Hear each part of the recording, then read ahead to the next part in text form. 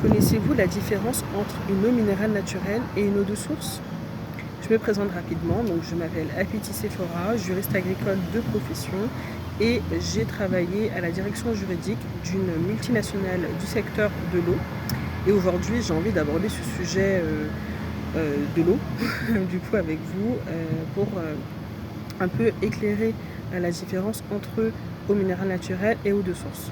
Généralement, quand on va dans un supermarché, les deux types d'eau sont proposés, mais pourquoi est-ce que déjà il y a une différence de prix entre les deux et qu'est-ce qui vraiment les différencie?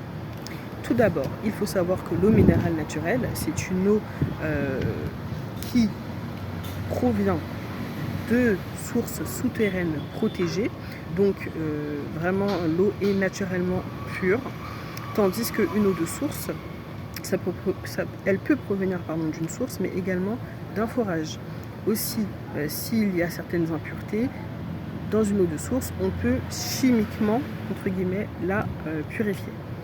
Au-delà de ça, l'eau minérale naturelle a toujours les mêmes caractéristiques, donc elle contient toujours exactement les mêmes nutriments, elle a constamment le même goût, tandis que si vous faites vraiment attention, l'eau de source peut avoir une petite variabilité, une petite variation au niveau du goût et également au niveau des nutriments, parce que si vous prenez une marque comme Cristalline, l'eau cristalline provient de plus d'une trentaine de sources différentes.